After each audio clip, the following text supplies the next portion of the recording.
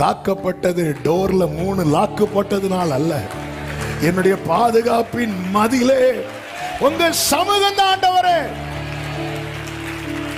எத்தனை சோதனைகள் வேதனையின் பாதை இறங்கி வந்து நான் உண்டு இன்றி உன் தகப்பனான் உன் தகப்பன். ஒரு தேவ பிள்ளை எப்பவுமே உள்ளே அழைத்து, அதாவது இந்த பிரசனத்துல டெய்லி என்றாகணும். டெய்லி